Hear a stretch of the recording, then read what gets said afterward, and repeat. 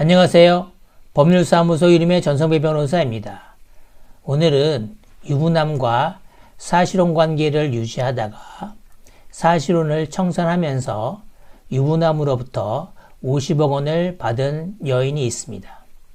과세관청은 이 여인에 대해서 재산 분할이 아닌 증여로부와 21억 원의 증여세 부과 처분을 하였습니다.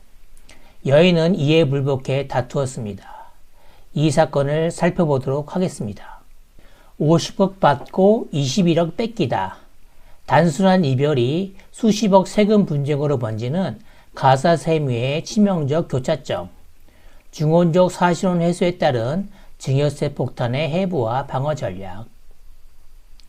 대법원이 확정한 21억 원의 청구서. 유부남과 동거 후 헤어질 때 받은 50억 원의 아파트 전세 보증금. 원고는 이를 단순한 이별의 대가로 생각했습니다. 하지만 국세청의 개입과 대법원의 판결이 내려진 후 그 절반에 가까운 21억 원이 세금으로 증발했습니다. 도대체 어떤 법적 함정이 수십억 원의 자산을 순식간에 집어삼켰을까요? 수령액은 50억 원 전세 보증금이었습니다. 세금 및 가산세 추징으로 21억 원을 납부해야만 했습니다. 그 나머지가 최종 자녀 자산이 되었습니다. 우리가 믿었던 상식, 그러나 국세청이 바라보는 현실, 개인의 착각, 이 돈은 우리가 함께한 시간에 대한 합당한 위자료이자 재산 분할이다. 따라서 세금이 없는 것이 당연하다. 법의 잣대, 법적으로 인정받지 못하는 관계가 끝난 것일 뿐이다. 정당한 이유 없이 이전된 거액의 현금은 모두 과세 대상인 증여에 불과하다. 단순한 이별금이라는 감정적 해석은 조세법 앞에서 아무런 효력이 없습니다. 모든 비극의 시작, 중혼적 사실혼.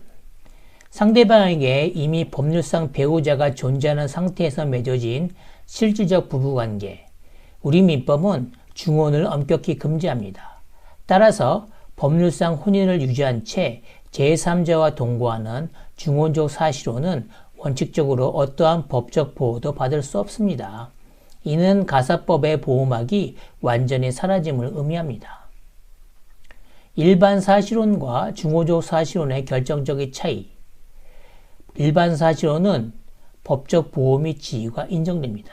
그러나 중혼적 사실혼은 원칙적으로 부정됩니다. 재산분할 청구권은 일반 사실혼은 인정됩니다. 그러나 중혼적 사실혼은 인정되지 않습니다. 위자료와 손해배상도 일반적 사실혼은 청구 가능하지만 중혼적 사실혼은 청구할 수 없습니다. 합의금에 대한 세무, 일반 사실혼은 비과세 가능성이 높습니다. 하지만 중혼적 사실혼은 증여세 폭탄의 위험이 있습니다. 권리가 없으므로 받은 돈의 명분도 성립하지 않게 됩니다. 가사법의 장벽, 받을 권리가 없는 돈, 이별에 따른 금전 지급의 합의, 그러나 법적 청구권이 없습니다. 가사법적 측면에서 이 사건의 치명적 결함은 바로 재산분할 청구권이나 부당 파기로 인한 손해배상 청구권, 위자료 자체가 법적으로 존재하지 않는다는 것입니다. 당사자 간의 합의서를 쓰고 재산분할 명목이라고 명시했다 하더라도 법은 이를 인정하지 않습니다. 법적 원인 없이 수령한 돈, 이것은 비극의 첫 번째 퍼즐입니다. 세법의 철퇴, 출처 없는 자금은 곧 증여다. 상속세 및 증여세법 제45조에 따르면 재산취득자급 증여추정 규정이 있습니다. 가사법의 보호막이 거치자 세법에 무자비한 칼날이 들어옵니다. 재산분할이 부정된 이상 이 50억 원은 명백한 자금 출처가 없는 돈이 됩니다. 과세관청은 이를 즉시 과세 대상인 증여로 추정합니다. 합법적인 이혼 대가가 아니라면 국세청에게 그것은 단지 이유 없이 받은 막대한 현금일 뿐입니다. 입증 책임의 무게와 실패한 항변. 증여 추정을 번복하려면 납세자, 즉 원고 본인이 자금의 출처를 명백히 입증해야 합니다. 원고는 과거 세무조사에서 확인된 자산이 있었다고 항변했습니다. 그러나 서울고등법원은 과거 자산이 있었다는 사정만으로는 상증세법 제45조의 징역 추정을 번복할 수 없다. 원고 스스로 별다른 소득이 없음을 진술했고 보유 자산이 추정 증여액 24억 원에 명백히 미달한다. 입증에 실패한 추정은 곧 확정된 세금으로 돌아왔습니다. 벗어날 수 없는 징벌적 과세 굴레.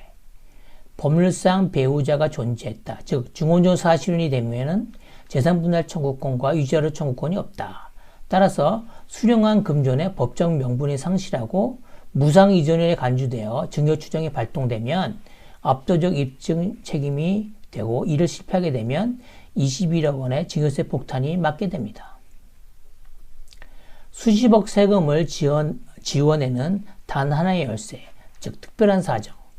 이 치명적인 굴레를 뚫을 유일한 돌파구는 가사법상 예외를 인정받는 것입니다. 중원적 사실혼이더라도 기존 법률혼이 사실상 이혼 상태에 있었다는 등의 특별한 사정이 인정된다면 상황은 180도로 달라집니다. 특별한 사정의 입증 성공 시의 변화는 법적 보호가 회복되고 재산 분할이 인정되며 증여세는 비과세가 됩니다. 이것은 단순한 이혼 소송이 아닙니다. 수십억 원의 납세 의무를 결정짓는 가장 중대한 분기점입니다.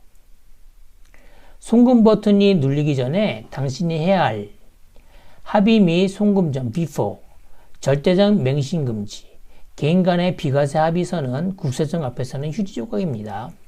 사전 증거 확보, 상대방의 기존 법률혼이 사실상 이혼 상태였음을 입증할 객관적 증거를 수집하십시오.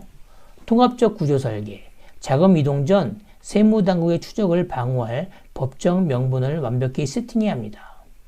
송금이 완료된 이후에는 이미 자금이 이체된 뒤에는 증여 추정을 뒤집기 위해 막대한 비용과 불리한 싸움을 감당해야만 합니다.